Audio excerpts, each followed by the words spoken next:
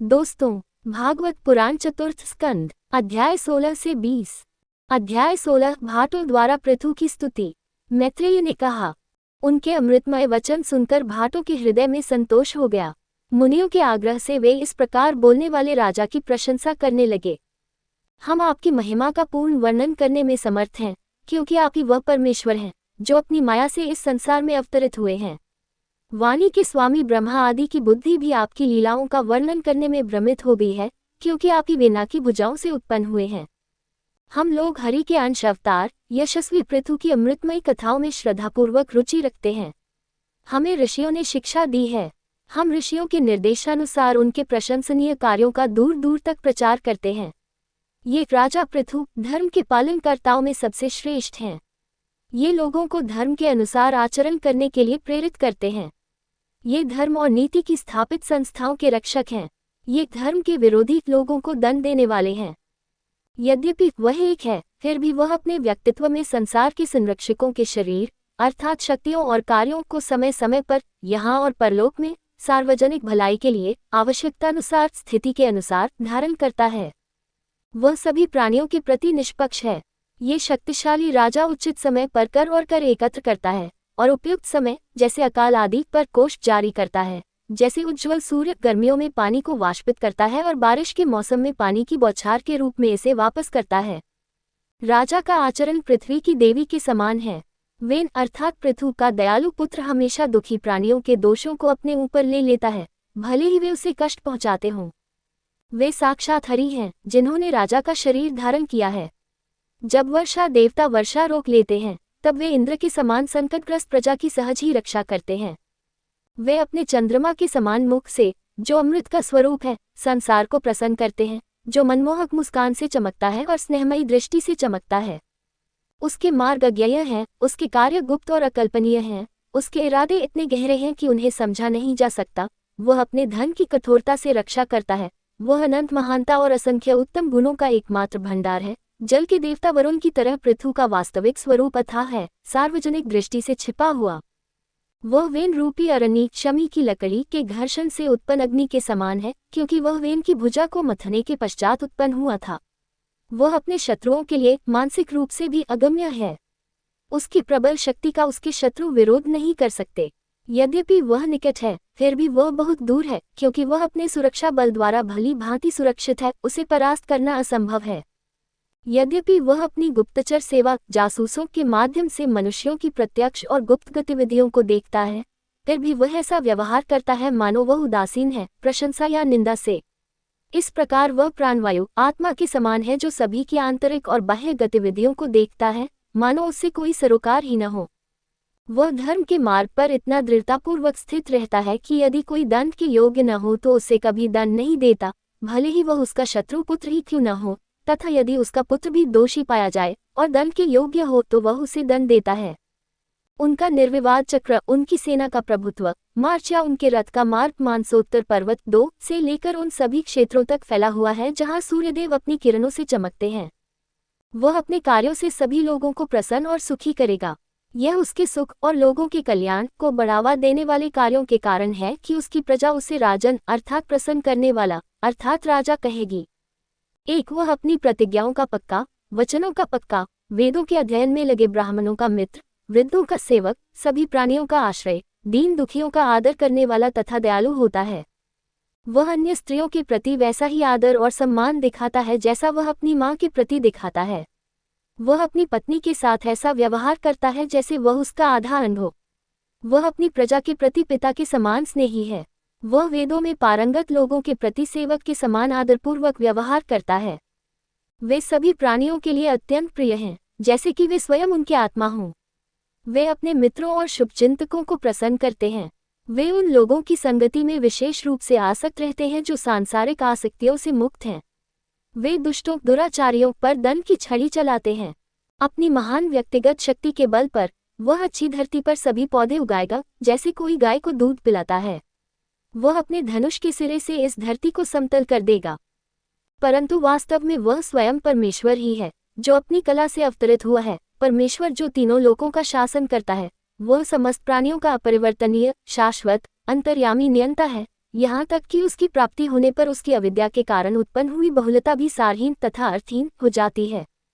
यह अद्वितीय योद्धा, राजाओं का राजा, पृथ्वी के क्षेत्र का एकमात्र रक्षक है। वह उदय पर्वत से हाथ में धनुष लिए हुए अपने विजय रथ पर बैठकर पृथ्वी की दाईं से बाईं ओर परिक्रमा करेगा, जैसे सूर्य करता है। राजा तथा पृथ्वी के रक्षक भी हर जगह उसे कर देंगे। उनकी रानियां इस प्रथम राजा को भगवान विष्णु चक्र नामक देवता के रूप में मानेंगी तथा उसकी महिमा का गान करेगी। ये राजाओं का राजा अपनी प्रजा को जीविका के साधन उपलब्ध कराने के उद्देश्य से प्रजा का रक्षक गाय के रूप में पृथ्वी को दोहेगा। इंद्र की तरह वह अपने धनुष की नोक से पर्वतों को तोड़ देगा और खेल खेल में पृथ्वी को समतल कर देगा। जब वह युद्ध में अपने अजेय अजगव धनुष को टंकारता हुआ पूंछ उठाए हुए सिंह के समान पृथ्वी पर विचरण करेगा, तब दुष्ट लोग सब दिशाओं में छिप जाएंगे। वह सरस्वती नदी के उद्गम स्थल पर 100 अश्वमेध यज्ञ करेगा। जब अंतिम यज्ञ किया जा रहा होगा, तब 100 अश्वमेध यज्ञ करने वाला इंद्र उसका यज्ञ घोड़ा चुरा लेगा। वह अपने महल के बगीचे में पूज्य सनत कुमार से अकेले में मिलेगा। वह भक्तिपूर्वक उन्हें प्रसन्न करेगा। वह उनसे वह शुद्ध ज्ञान प्राप्त करेगा जो परम ब्रह्म की प्राप्ति कराता है। यशस्वी और महान पराक्रमी पृथु जहाँ भी जाएगा, वहाँ उसके पराक्रम पर आधारित नाना प्रकार के गीत, गाथाएं और स्तुति सुनेगा। उसका चक्र, शासन, सेना, रथ के पहिए अबाधित और निर्विरोध होगा। पृथ्वी की सभी दिशाओं पर विजय प्राप्त करने के पश्चात वह अपने वीर तेज से संसार के दुष्टों का नाश करेगा। वह संसार का सर्वोच्च स्वामी होगा, जिसकी महान महिमा का गान देवताओं और दानवों के प्रमुखों द्वारा किया जाएगा। अध्याय 17। पृथु ने पृथ्वी को अपने अधीन कर लिया। मैत्रेय ने कहा, अपने उत्तम गुणों और कार्यों के कारण इस प्रकार स्तुति प्राप्त करने वाले वेन के यशस्वी पुत्र राजा पृथु ने उन कवियों को उनकी इच्छानुसार उपहार देकर तथा उनकी प्रशंसा करके संतुष्ट किया। उन्होंने सभी वर्गों के लोगों को सम्मान दिया, जिनमें ब्राह्मण सबसे प्रमुख थे। साथ ही अपने सेवकों, मंत्रियों और पारिवारिक पुरोहितों, नागरिकों के साथ साथ ग्रामीण जनता, विभिन्न व्यापार संघों और अन्य प्रमुख विषयों को भी सम्मान दिया। विदुर ने पूछा, पृथ्वी की देवी जो अनेक रूप धारण कर सकती है, उन्होंने गाय का रूप क्यों धारण किया? जब पृथु ने उन्हें दूध पिलाया तो बछड़ा कौन बना और दूध की बाल्टी क्या थी? ऐसा कैसे हुआ कि उसने धरती की देवी को, जो स्वभाव से ही असमान थी, समतल कर दिया? किस उद्देश्य से भगवान इंद्र ने अपने बलि के घोड़े को गिरा दिया? हे ब्राह्मण मैत्रेय, ब्रह्मवेताओं में श्रेष्ठ पूज्य सनत कुमार से ब्रह्मज्ञान तथा उसके प्रत्यक्ष अनुभव की दीक्षा प्राप्त करके राजर्षि ने कौन सी गति प्राप्त की? मैं आपका तथा भगवान कृष्ण का भक्त हूँ अधोक्षज। माननीय महाराज, मुझे भगवान कृष्ण के अन्य अनेक पवित्र महिमापूर्ण कार्यों के बारे में बताएं, जो पृथु के रूप में उनके पूर्व अवतार के वृतांत से जुड़े हैं। पृथु के रूप में कृष्ण ने इस पृथ्वी रूपी गाय को दोहा है। सूची ने कहा, जब विदुर ने उनसे वासुदेव की कथा कहने के लिए आग्रह किया, तब मैत्रेय जी उनसे प्रसन्न हुए और उनकी प्रशंसा करते हुए बोले। मैत्रेय ने कहा, हे विदुर, जब पृथु का राज्याभिषेक हुआ और वे प्रजा के रक्षक कहलाए, तब पृथ्वी की बंजरता के कारण भूख से क्षीण शरीर वाली प्रजा रक्षक पृथु के पास गई और उनसे प्रार्थना की, हे राजन, हम लोग जठराग्नि से उसी प्रकार पीड़ित हैं, जैसे खोखली लकड़ी में आग लगी रहती है। आज हम लोग आपसे शरण लेने आए हैं, क्योंकि आप हमारे राजा हैं, जो हमें जीविका के साधन उपलब्ध कराएंगे, इसलिए हम शरण लेने के योग्य हैं। हे राजाओं के राजा, आप वास्तव में प्रजा के रक्षक और जीविका के साधन प्रदान करने वाले हैं। इसलिए जब तक हम भूख से नहीं मरे हैं, तब तक आप हमें, जो भूख से व्याकुल हैं, भोजन उपलब्ध कराने का प्रयास करें। मैत्रेय ने कहा, हे कुरु, अपनी प्रजा के हृदय विदारक विलाप को सुनकर पृथु ने बहुत समय तक गहन विचार किया और अंत में उन्हें इस अभाव का कारण ज्ञात हो गया।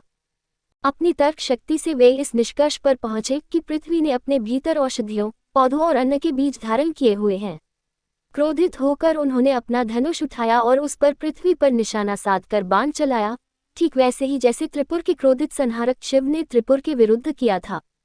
जब पृथ्वी ने राजा को हथियार उठाए देखा तो वह कांपने लगी। उसने गाय का रूप धारण कर लिया और भयभीत होकर तेजी से भागने लगी, जैसे शिकारी द्वारा पीछा की गई हिरनी घबराकर भागती है। क्रोधित वेनपुत्र ने क्रोध से रक्त सी लाल आंखें करके धनुष पर बाण चढ़ाकर जहां कहीं वह शरण के लिए भागी, उसका पीछा किया। सभी दिशाओं, प्रमुख बिंदुओं और मध्यवर्ती दिशाओं जैसे दक्षिण पूर्व, दक्षिण पश्चिम आदि तक, स्वर्ग और पृथ्वी तक और उनके बीच के स्थान में भागते हुए देवी पृथ्वी ने उसे हर जगह उठाए हुए हथियार के साथ उसका पीछा करते हुए देखा। जैसे लोग मृत्यु से भी रक्षा नहीं पाते, उसी प्रकार उसे वेनपुत्र पृथु के विरुद्ध संसार में कहीं भी शरण नहीं मिली। वह भयभीत होकर व्यथित मन से लौट गई। वह राजा से बोली, हे धर्म के ज्ञाता, आप दीन दुखियों पर दया करने वाले हैं। आप प्राणियों की रक्षा के लिए कृतसंकल्प हैं, उसी प्रकार मेरी भी रक्षा कीजिए। हे राजा, आप दीन दुखियों पर दया करने वाले हैं। आप प्राणियों की रक्षा के लिए कृतसंकल्प हैं, उसी प्रकार मेरी भी रक्षा कीजिए। हे प्रभु, तुम मुझ दीनहीन और अबोध को क्यों मारना चाहते हो? जो व्यक्ति धर्म का ज्ञाता है, वह स्त्रियों पर प्रहार कैसे कर सकता है? हे राजन, प्राणी लोग कभी भी स्त्रियों पर प्रहार नहीं करते, भले ही उन्होंने कोई अपराध किया हो। हे राजन, आप जैसे दयालु और असहायों पर दया करने वाले लोग तो ऐसा करेंगे ही नहीं।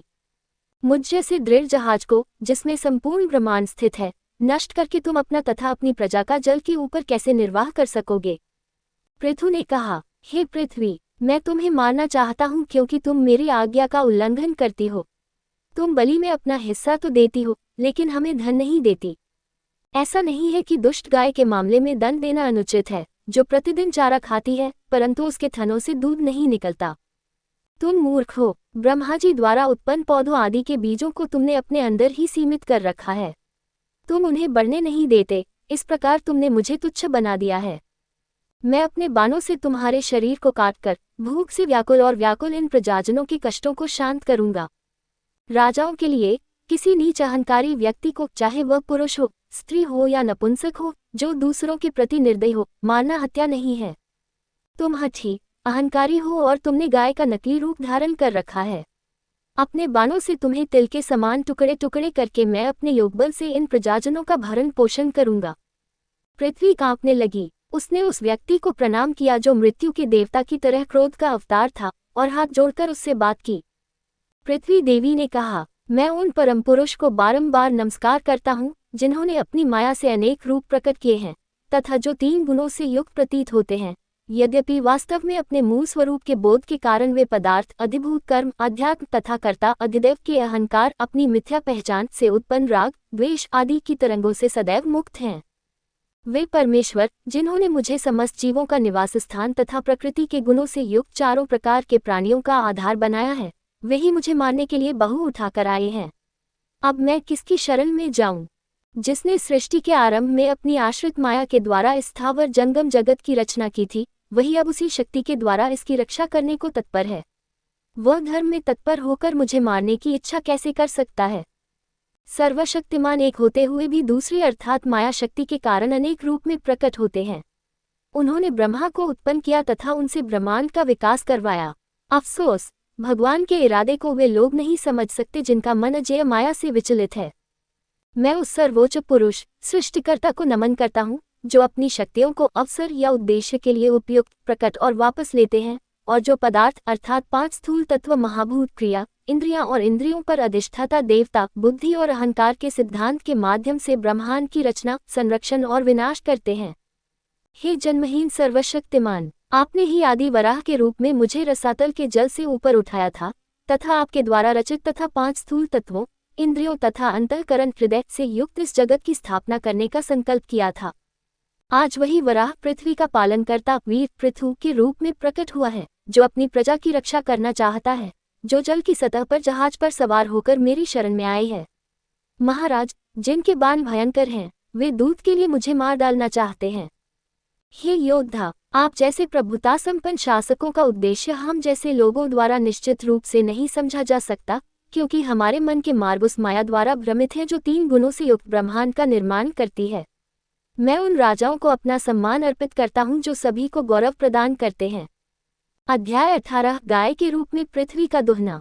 मैत्रेय ने कहा, क्रोध से कांपते हुए होठ वाले पृथु की इस प्रकार स्तुति करके पृथ्वी की देवी ने अपने तर्क और इच्छा शक्ति से अपने मन को स्थिर किया और राजा से पुनः बात की, यद्यपि वह उनसे डर रही थी। हे राजन, कृपया अपने क्रोध पर पूर्ण नियंत्रण रखें। कृपया मेरी बात पर ध्यान दें, क्योंकि मधुमक्खी की तरह बुद्धिमान व्यक्ति हर चीज का सार निकाल लेता है। इस लोक में तथा परलोक में भी मनुष्यों के कल्याण की सिद्धि के लिए साधन खोजे गए हैं तथा उनका प्रयोग सत्य को जानने वाले ऋषियों ने किया है। बाद के काल का कोई भी व्यक्ति जो पूर्वजों द्वारा बताए गए उपायों को उचित रूप से और विश्वास के साथ अपनाता है, वह आसानी से अपने उद्देश्यों को पूरा कर लेता है।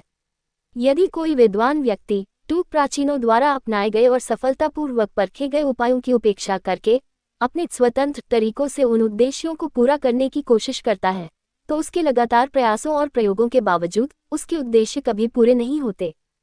हे राजन, मैंने देखा है कि ब्रह्मा जी ने जो वनस्पतियां उत्पन्न की थी, उनका उपभोग धर्म न करने वाले दुष्ट लोग कर रहे हैं।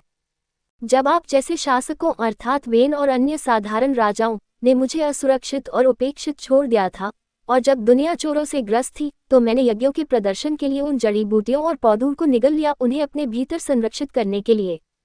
बहुत समय बीत जाने के कारण मेरे अंदर के पौधे और जड़ी बूटियां क्षीण और दुर्बल हो गए हैं। अतः तुम्हें ऐसे किसी उपाय से उन्हें निकालने का प्रयत्न करना चाहिए जो ऐसे मामलों में कारगर हो।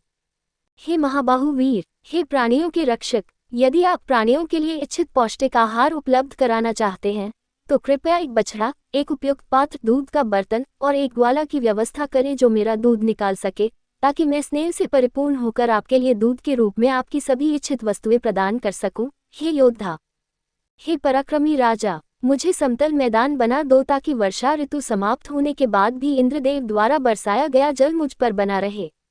भगवान तुम्हें आशीर्वाद दें। पृथ्वी की देवी के उचित और हितकर वचनों को स्वीकार करके राजा ने स्वयंभू मनु को बछड़ा बनाया और अपने हाथ से समस्त औषधियों और पौधों जैसे अनाज आदि को दोहा। इसी प्रकार अन्य बुद्धिमान पुरुषों ने भी सर्वत्र सब वस्तुओं का सार निकाल लिया। फिर अन्य लोगों ने ऋषियों सहित 15 पृथु द्वारा वश में की गई गाय पृथ्वी से अपनी इच्छित वस्तुएं निकाल लीं। हे धर्मात्मा विदुर, तब ऋषियों ने बृहस्पति को बछड़ा बनाकर पृथ्वी देवी से पवित्र वेदरूपी दूध को अपनी इंद्रियों अर्थात कान, वाणी और मन में खींच लिया। देवताओं ने इंद्र को बछड़ा बनाया और सोने के बर्तन में सोम रस और अमृत दूध निकाला, जिससे मानसिक शक्ति, तेज, ऊर्जा और शारीरिक शक्ति मिली। दैत्यों और दानवों ने असुरों में सबसे प्रमुख प्रहलाद को बछड़ा बनाया और लोहे के बर्तन में उससे मदिरा और काढ़ा मादक द्रव्य दोहा। स्वर्गीय कलाकारों, गंधर्वों, स्वर्गीय संगीतकारों और अप्सराओं, स्वर्गीय अप्सराओं ने विश्वावसु को बछड़ा बनाया और कमल के फूल के प्याले में दूध निकाला और वह विशेष गंधर्व शहद बन गया, जिससे आवाज और सुंदरता में मिठास आ गई। दिवंगत आत्माओं की स्मृति में किए जाने वाले श्राद्ध कर्म के अधिष्ठाता देवता पूज्य पितरों ने अर्यमन पितरों का मुखिया को बछड़ा बनाकर कच्चे मिट्टी के बर्तन में श्रद्धापूर्वक दूध निकाला और वह काव्यक पितरों के लिए भोजन बन गया। सिद्धों अर्थ दिव्य प्राणियों ने कपिल को बछड़ा बनाया और आकाश के पात्र में मात्र इच्छा से प्राप्त होने वाली 8 अलौकिक शक्तियां सिद्धियां निकाली। विद्याधरों देवताओं का एक समूह ने आकाश में घूमने की कला के रूप में दूध निकाला, बछड़े के रूप में कपिल के साथ एक ही पात्र में। अन्य लोगों जैसे कि किमपुरुष, एक अर्ध दिव्य जनजाति जो जादू टोने की अपनी शक्तियों मायन के लिए विख्यात थे, ने माया को बछड़ा बनाया और उससे जादुई शक्तियां प्राप्त की, जो अद्भुत प्राणियों में होती हैं, जो अपनी इच्छा से अदृश्य हो सकते हैं। यक्ष, राक्षस, भूत पिशाच जो कच्चा मांस खाते हैं, उन्होंने भूतों के स्वामी रुद्र को बछड़ा बनाया और खोपड़ी में रक्त रूपी मदिरा निकाली। इसी प्रकार फनहीन सरीसृपों, बिच्छुओं, सर्पों और सर्पों ने तक्षक नागों के प्रमुख को बछड़ा बनाया और अपने मुंह में बर्तन के रूप में दूध के रूप में विष खींचा। शाकाहारी पशुओं ने रुद्र के बैल को बछड़ा बनाकर घास को अपना दूध रूपी जंगल के बर्तन में भर लिया। बड़े बड़े दांत वाले मांसाहारी पशुओं ने, जिसमें सिंह पशुओं का राजा बछड़ा था, उनके शरीर के मांस को अपने दूध रूपी बर्तन में भर लिया। जिन पक्षियों ने गरुड़ पक्षियों के सरदार को बछड़ा बनाकर दूध के लिए मूषक, कीड़े मकोड़े और मूषक जीव फल रखे।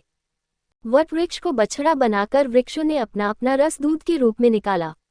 पर्वतों ने सबसे ऊंचे पर्वत हिमालय को बछड़ा बनाकर अपनी चोटियों में अपने दूध के रूप में विभिन्न खनिजों को दोहा। सभी प्राणियों की जातियां अपने अपने सरदारों को बछड़े के रूप में प्रयोग करती थी तथा अपनी अपनी पात्रों में उस दूध को निकालती थी जो विशेष रूप से उनकी जाति के लिए भोजन के रूप में उपयोगी था। ये दूध उस धरती से निकाला जाता था जो पृथु द्वारा वश में किए जाने पर सभी इच्छित वस्तुएं प्रदान करती थी। हे कुरुपुत्र विदुर, इस प्रकार पृथु आदि अन्न पालन करने वाले ऋषियों ने भिन्न भिन्न प्रकार के बछड़ों और दूध के पात्रों का प्रयोग करके पृथ्वी से अपने अपने भोजन के रूप में भिन्न भिन्न प्रकार का दूध प्राप्त किया। तत्पश्चात पृथ्वी के स्वामी पृथु समस्त इच्छित वस्तुएं देने वाली पृथ्वी देवी पर अत्यंत प्रसन्न हुए तथा पुत्रियों के प्रति स्नेह रखने वाले होने के कारण पितृवत स्नेहवश उन्होंने उसे अपनी पुत्री माना। राजाओं के राजा वेन के पराक्रमी पुत्र ने अपने धनुष की नोक से पर्वत शिखरों को चूर चूर कर दिया तथा पृथ्वी की सतह को लगभग समतल कर दिया। वेन का तेजस्वी पुत्र अपनी प्रजा के लिए पिता के समान था, क्योंकि वह उन्हें जीविका के साधन उपलब्ध कराता था। फिर उसने पृथ्वी पर विभिन्न स्थानों पर उनके लिए उपयुक्त घर बनवाए। उन्होंने कई तरह के गांव, कस्बे, शहर, किले और महल बनवाए। उन्होंने चरवाहों और गौशालाओं के लिए आवास बनवाए और शिविर स्थल, खदानें बनवाईं। उन्होंने पहाड़ी ढलानों पर कृषि आवास और बस्तियां बनाईं। पृथु के समय से पहले इस संसार में नगरों, कस्बों आदि की ऐसी कोई योजना और निर्माण नहीं था। उनके शासनकाल में प्रजा विभिन्न स्थानों, ग्रामीण और शहरी क्षेत्रों में पर सुरक्षा की भावना के साथ आराम से रहने लगी। अध्याय 19 पृथु का अश्वमेध यज्ञ तथा इंद्र से संघर्ष। मैत्रेय ने कहा, तत्पश्चात राजा पृथु ने मनु की भूमि ब्रह्मवर्त में, जहाँ सरस्वती पूर्व की ओर बहती है, 100 अश्वमेध यज्ञ करने के इरादे से स्वयं को पवित्र कर लिया। यह अनुमान लगाते हुए कि पृथु अपने यज्ञों में श्रेष्ठ प्रदर्शन करेंगे, यशस्वी इंद्र को पृथु के भव्य यज्ञोत्सव से ईर्ष्या होने लगी। उस यज्ञोत्सव में समस्त प्राणियों की आत्मा, समस्त जगत के पूज्य पिता और विश्व के अधिपति भगवान श्री हरि को ही सब लोगों ने यज्ञों के भी प्रत्यक्ष स्वामी के रूप में देखा। उनके साथ ब्रह्मा, शिव और जगत के रक्षक तथा उनके अनुयायी थे। उनकी महिमा का गुणगान गंधर्व, दिव्य संगीतकार, ऋषिगण और अप्सराओं की टोलियां कर रही थीं। सिद्ध और विद्याधर जैसे अर्धदिव्य प्राणी, दैत्य, दानव, गुह्यक आदि तथा सुनंद और नंद आदि भगवान के प्रमुख सेवक, कपिल, नारद, दत्त तथा सनक आदि महान योगाचार्य, ये सभी भगवान के भक्त थे जो भगवान की सेवा के लिए उत्सुक थे। वे सब उनके साथ थे। हे भरतवंशी विदुर, उस यज्ञ में आहुति देने वाली पृथ्वी ने इच्छापूर्ति करने वाली स्वर्गीय गाय का रूप धारण किया तथा उसने यज्ञकर्ता पृथु की सभी इच्छित वस्तुओं को दूध के रूप में प्रदान किया। नदियां, गन्ने, अंगूर आदि सभी प्रकार के मीठे रसों से भरी हुई थीं, साथ ही दूध, दही, अन्न, घी और छाछ से भी भरी हुई थी। विशाल आकार के वृक्षों से प्रचुर मात्रा में शहद निकलता था और उनमें खूब फल लगते थे। समुद्रों ने उसके लिए कर के रूप में बहुमूल्य पत्थरों के ढेर लाए, पर्वतों ने 4 प्रकार के अन्न लाए, सभी लोगों ने अपने रक्षकों के साथ उसे कर दिया। पराक्रमी इंद्र को पृथु की इस महान समृद्धि से ईर्ष्या हुई, क्योंकि वे भगवान विष्णु को अपना स्वामी मानते थे और उन्होंने उनके मार्ग में बाधाएं उत्पन्न की ताकि उनकी 100 अश्वमेध यज्ञ की योजना को विफल किया जा सके। जब वे इनके पुत्र पृथु यज्ञ के स्वामी भगवान विष्णु को अंतिम 100वें अश्वमेध यज्ञ से प्रसन्न कर रहे थे, तब ईर्ष्यालु इंद्र ने अदृश्य होकर यज्ञ का अश्व ले लिया। पूज्य ऋषि अत्रि ने उन्हें एक विधर्मी के वेश में आकाश में तेजी से जाते हुए देखा, जो अधर्म को धर्म समझ रहा था और यह वेश उसके लिए कवच के समान काम आया। अत्रि के निर्देशानुसार पृथु के पुत्र, जो एक महान योद्धा थे, इंद्र को मारने के लिए उनका पीछा किया और क्रोध में चिल्लाया, रुको, रुको। जटाओं और भस्म से लिपटे हुए ऋषितुल्य रूप में इंद्र को देखकर पृथुपुत्र ने उन्हें धर्म का अवतार समझकर उन पर बाण चलाने की इच्छा नहीं की। जब राजकुमार इंद्र को मारे बिना लौट गया, तो अत्रि ने उसे पुनः इंद्र का वध करने के लिए आग्रह किया और कहा, हे बालक, इस महान इंद्र का वध करो, जो देवताओं में सबसे नीच है, क्योंकि इसने तुम्हारे पिता के यज्ञ में बाधा डाली थी। इस प्रकार अत्रि द्वारा उत्तेजित होकर पृथुपुत्र क्रोधित हो गए और उन्होंने आकाश से भागते हुए इंद्र का पीछा किया, जैसे जटायु गिद्धों का राजा रावण का पीछा कर रहा था। स्वर्ग के राजा इंद्र ने अपना रूप और यज्ञ का घोड़ा त्याग दिया और अदृश्य हो गए। अपने यज्ञ के घोड़े को साथ लेकर वीर पृथु का पुत्र अपने पिता के यज्ञ स्थल पर वापस आ गया।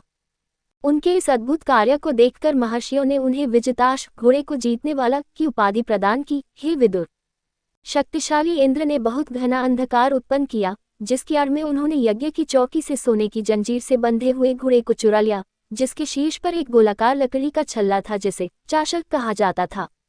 अत्रि ने फिर इंद्र को आकाश में तेजी से जाते हुए दिखाया, लेकिन योद्धा पृथु के पुत्र ने उन्हें परेशान नहीं किया, क्योंकि वे अपने हाथों में कपालक की तरह मानव खोपड़ी और खटवान शीर्ष पर खोपड़ी वाला एक गदा लिए हुए थे।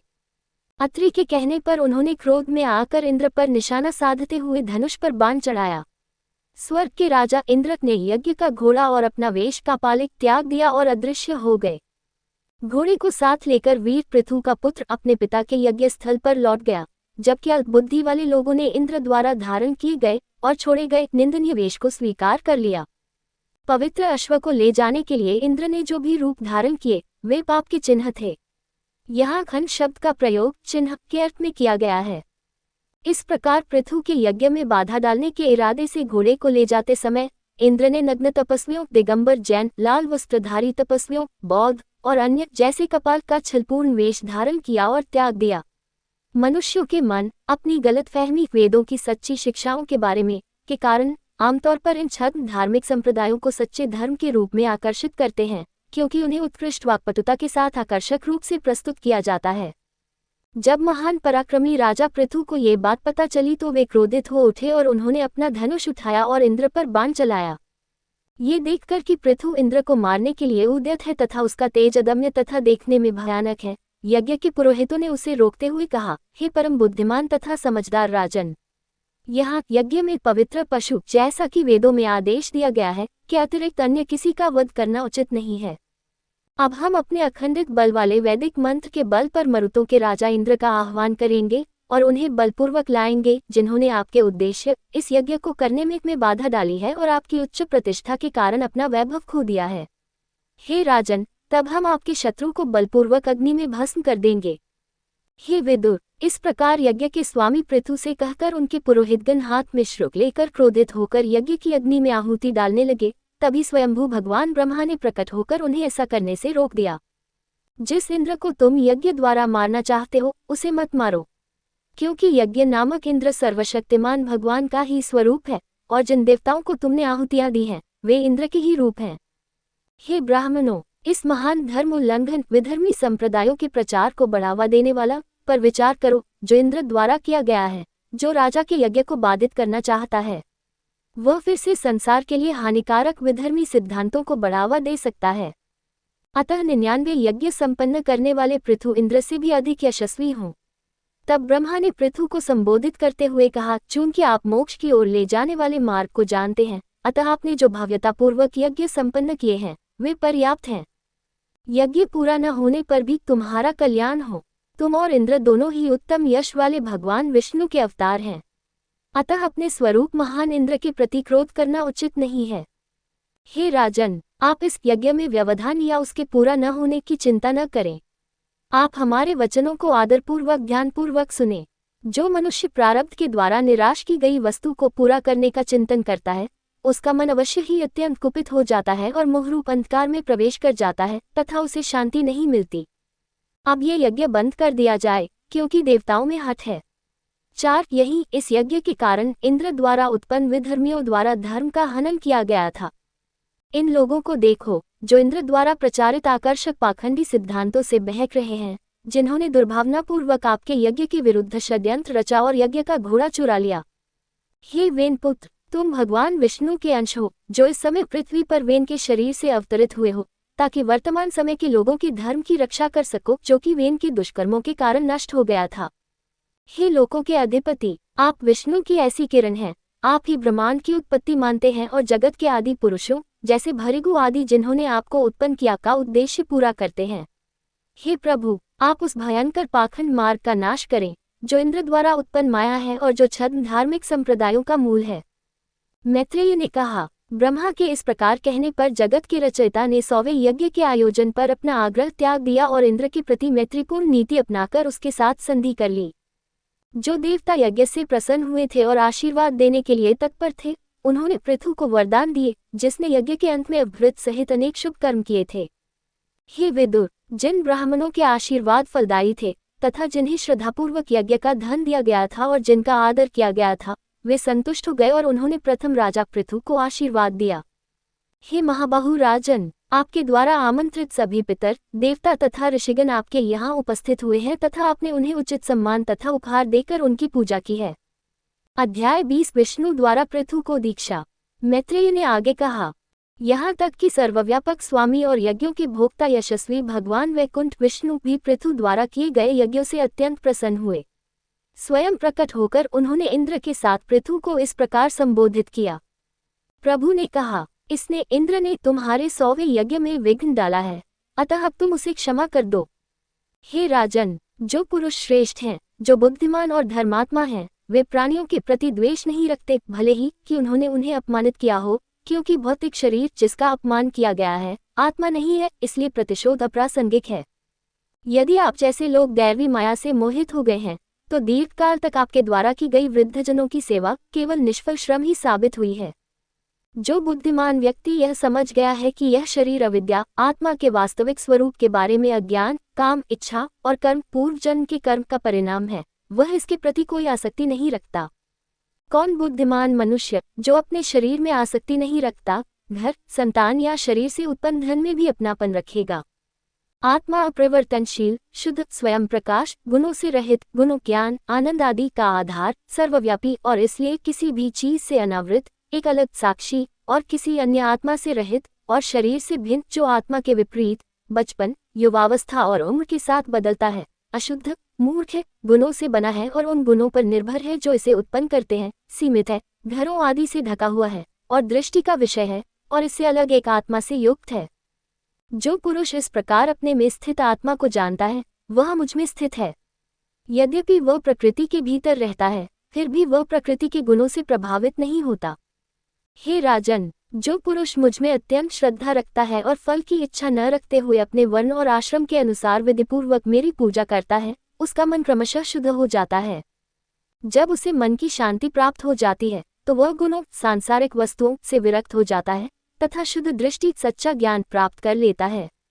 वह शाश्वत शांति और पूर्ण ब्रह्मत्व का आनंद लेता है, जो मेरे समान ही निश्चिंतता और संतुलन की स्थिति है।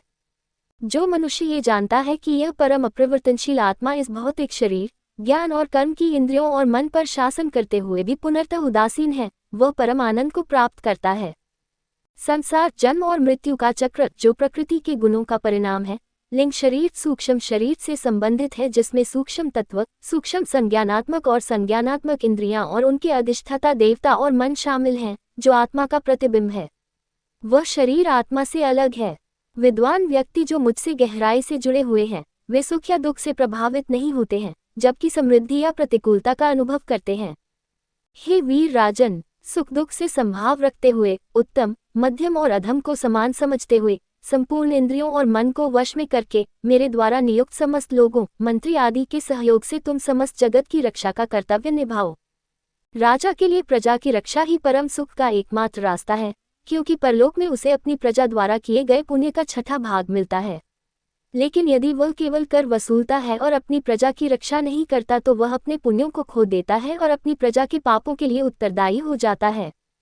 इस बात पर विचार करते हुए, यदि आप मुख्य रूप से श्रेष्ठ ब्राह्मणों द्वारा स्वीकृत तथा परंपरा से प्राप्त धर्म के प्रति समर्पित हैं, तथा यदि आप धर्म, अर्थ और काम जैसे पुरुषार्थ से पूरी तरह विरक्त हैं, तो आप इस पृथ्वी की रक्षा करेंगे तथा उनके प्रिय राजा होंगे। कुछ ही समय में आपको सिद्धक जैसे सनक, सनंदन दिखाई देंगे, जो आपसे मिलने आएंगे। हे मनुष्यों के राजा, आप मुझसे जो भी वर चाहे मांग लीजिए। मैं आपके गुणों और चरित्र के कारण आपसे बंधा हुआ हूँ। मैं यज्ञ, कठोर तपस्या योग के द्वारा आसानी से उपलब्ध नहीं हो सकता, क्योंकि स्वभाव से मैं उन लोगों के साथ रहना पसंद करता हूँ जो संभाव रखते हैं और सभी को समान मानते हैं। मैत्रेय ने कहा, इस प्रकार सर्वव्यापी भगवान विष्णु, गुरु और जगत के स्वामी द्वारा सलाह दिए जाने पर जगत विजेता पृथु ने अपने सिर से श्रीहरि की आज्ञा को आदरपूर्वक स्वीकार किया। उन्होंने 100 यज्ञों के कर्ता इंद्र को प्रेमपूर्वक गले लगाया, जो अपने कृत्य से लज्जित होकर उनके पृथु के चरण छूकर क्षमा मांग रहे थे, और इंद्र से शत्रुता त्याग दी। तत्पश्चात ब्रह्मांड की आत्मा पूज्य भगवान विष्णु की पृथु ने पूजा की तथा उनके चरण कमलों को अत्यंत भक्तिपूर्वक पकड़ लिया, जिनके नेत्र कमल की पंखुड़ियों के समान है और जो पुण्यात्मा मुनियों के हितैषी तथा मित्र हैं, वे जाने को हुए, किंतु वे उनकी ओर देखकर अनुग्रह करने के लिए रुक गए और चले नहीं। प्रथम राजा पृथु हरि को देख नहीं सके, क्योंकि उनकी आंखें आंसुओं से भरी हुई थीं। नहीं वे बोल सकते थे, क्योंकि उनका गला आंसुओं से भर गया था। वे हाथ जोड़कर हरि को हृदय से लगाए खड़े थे। तत्पश्चात उसने अश्रु पोंछकर अतृप्त नेत्रों से उस पुरुष को देखा, जो अपने पैरों से भूमि को स्पर्श करते हुए तथा सर्पों के शत्रु गरुड़ के ऊंचे कंधे पर अपना हाथ रखते हुए उसके सामने खड़े थे। पृथु ने उनसे इस प्रकार कहा। पृथु ने कहा, हे सर्वव्यापी प्रभु, आप ब्रह्मा जैसे देवताओं के भी परम प्रभु हैं, जो दूसरों को वरदान दे सकते हैं। कौन बुद्धिमान व्यक्ति आपसे ऐसे वरदान की कामना करेगा, जो अहंकार से ग्रस्त व्यक्तियों, गुणों के उत्पाद या जो भौतिक शरीर को आत्मा मानने वालों को सुखदायी है द्वारा वांछित हैं। हे मोक्षदाता, मैं उन्हें नहीं चाहता, क्योंकि वे नरक में देहधारी प्राणियों को भी उपलब्ध हैं। हे प्रभु, आपके चरण कमलों से जो मधु निकलता है, जो महात्माओं के हृदय से निकलता है और उनके मुख से निकलता है, उस मोक्ष परमानंद की भी मुझे इच्छा नहीं है। मुझे आपकी कीर्ति सुनने के लिए 10,000 कान प्रदान करें, यही मेरा वरदान है। हे उत्तम यश वाले प्रभु, आपके चरण कमलों के अमृत की छोटी छोटी बूंदों से युक्त श्वास, जो महान संतों के मुख से निकलती है, सत्य मार्ग को भूले हुए मिथ्या योगियों को आत्मज्ञान प्रदान करती है। अतः हमारे लिए बहुत हो गया, क्योंकि हम भक्तों के राग द्वेष आदि वासनाओं से प्रभावित होने की बिल्कुल भी संभावना नहीं है।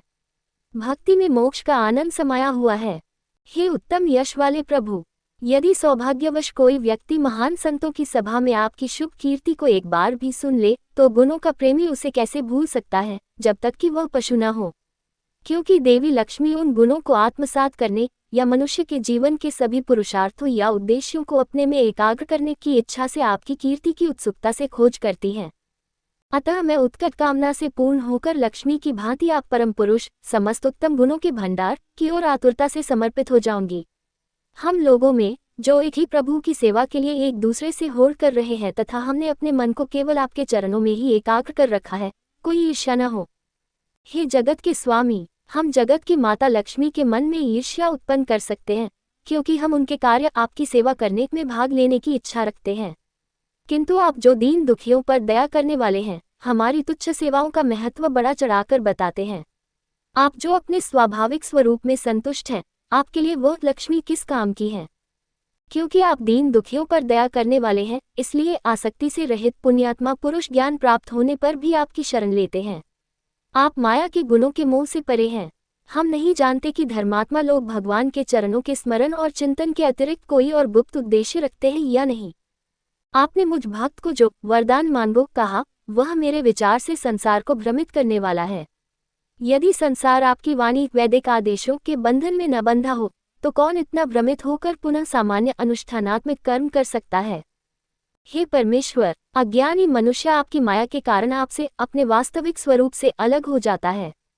इसलिए वह अन्य वस्तु जैसे अर्थ, काम आदि की इच्छा करता है। जैसे पिता अपनी इच्छा से बच्चे के बिना कहे अपने बच्चे का हित चाहता है, वैसे ही आप भी हमारा हित करें।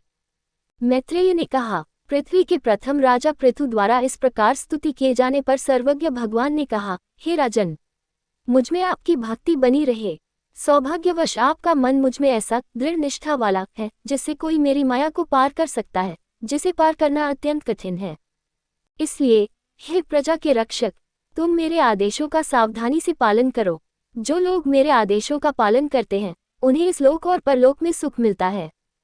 मैत्रेय ने कहा, इस प्रकार राजर्षि पृथु वेन के पुत्र की अत्यंत महत्वपूर्ण स्तुति को प्रसन्नतापूर्वक ग्रहण करके तथा उनके द्वारा पूजित होकर अच्युत अविनाशी भगवान ने उन्हें आशीर्वाद दिया और प्रस्थान करने का विचार किया। देवता, ऋषि, पितर, गंधर्व, सिद्ध, चारण, नाग, किन्नर, अप्सराएं, मनुष्य, पक्षी तथा विविध प्राणी तथा भगवान विष्णु के सेवक और अनुयायी सभी भगवान विष्णु माने जाते थे और राजा उन्हें आदरपूर्वक संबोधित करते, धन का दान करते तथा हाथ जोड़कर प्रणाम करते थे। तत्पश्चात वे चले जाते थे। भगवान अच्युत विष्णु भी राजर्षि तथा अपने गुरु के मन को हर कर अपने धाम वैकुंठ को लौट गए।